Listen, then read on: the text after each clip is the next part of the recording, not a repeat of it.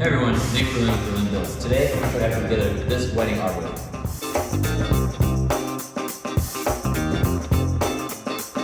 What I'm going to do starting off is take these 2x4s that I've got rough cut to approximate lengths, and I'm going to rip off this rounded edge. Mostly because these ones are pretty chipped up. You can kind of see this flaring right here. I don't know if you can see that on the camera. We get these little flares out, and those are just wanting to eat your hands up and cut you.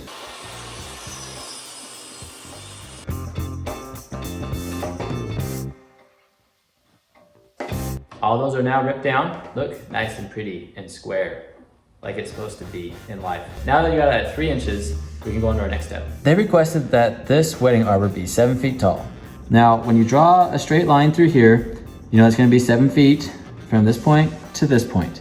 So you split that in half. You have 42 inches and 42 inches if you cut this right in half and create a 90-degree angle right there. And here we are back in high school geometry, 90-degree angle. We know that in a hexagon, this angle is 120. So when you split that in half, you're at 60, which means that this angle is 30. So if you come over here, the cosine of 30 is equal to 42 inches over our hypotenuse. Now, when you break that all down, you multiply it by the hypotenuse on both sides to cancel that one out. So now you have the hypotenuse times cosine of 30 equals 42 inches. And then when you divide that by the cosine of 30 right here, you end up, and you punch it all in your calculator, you end up with 48.5 inches. Boom. So from here to here, I need it to be 48.5 inches. Now, I need to cut these at a 30-degree angle to make it so that we get the correct 60-degree angle, which becomes the 120-degree angle. There's a lot of math, just trust me. 30 degrees. 30 degrees is the winner. That's what you're looking for in your life, and it's gonna make your life happy. If you want it to be 7 feet tall, you want these to be 48.5 inches long. To make life easier, what I've done is I've cut one right where I want it to be, 48.5. Now just do one perfectly, because if you just try and measure all of them, and you might be off like a 32nd or a 16th or an 1/8 or a quarter, or I don't know. You might get off as you're measuring and cutting. So cut one. This is now your memory stick. I think that's the term for it. Anyways, now what I've done is on this side, I've cut all these at a 30-degree angle. And now what I can do is just put this right here, line it up, it puts right there, make sure it's all pretty, and draw a mark. And now if I go cut that mark, I know that this board will be the exact same length as this board. Now keep reusing this board in case you screw this one up somehow, and you'll be able to make it so that all 6 of these for that one backside hexagon are the exact same size. You actually need 3 pieces that are just like they were in the back to create the hexagon. And you need 2 pieces that instead, this is one of those hexagon pieces. So see how it's like a trapezoid. It goes in like this, and it goes down like this. Well, you need 2 pieces that go in parallel with each other. I believe these are called rhombuses. Anyways, you need 2 pieces like that. And what they need to do is they need to line up. So when you line up this edge over here, and you come over here, you should line up right here with the short point of this miter with the long point of this miter, because these ones are going to attach into the foot plate. So it has to be at this angle. This is a 30-degree angle. It's all the same. Nice, easy math. I just want to show you that quick correction. Now I'm just going to sand all these boards down, make them nice and pretty, and it'll be done just like that.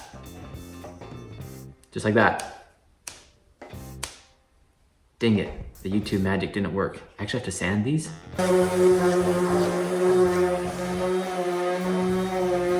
little while later, I got those sanded up. Listen to some Alan Jackson. That guy speaks to my soul, man. That's some good stuff. And some other country artists. Now what I'm gonna do is I'm gonna take this little trim router, a little round over bit that's in there, and I'm gonna round over all of these edges so they look like regular 2x4s. You know, ripping it down gives you a little bit more control over the project. Lots of good things. Anyways, now I'm rounding over the edges.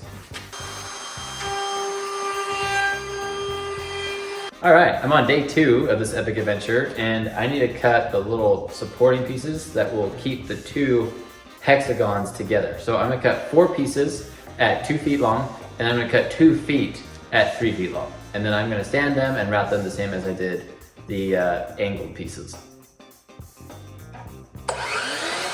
All right, I got all these pieces laid out here, and I'm gonna stain them. We're gonna go with the early American stain. It's a really pretty color. You'll see what it looks like in just a minute, so hold on. Anyways, I'm gonna use a cheap chip brush is what I'm gonna use.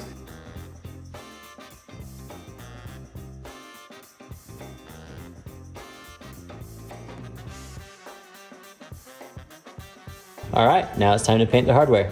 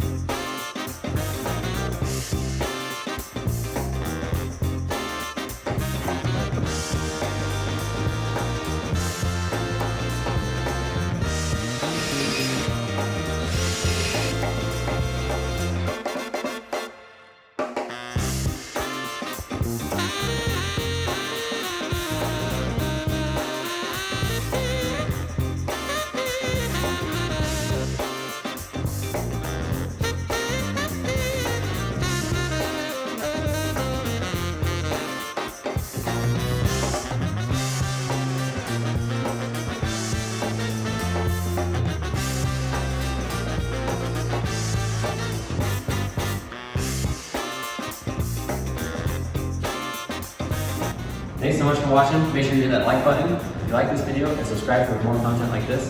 And then comment below any suggestions that you have done or if you've done it yourself. So, have a good one.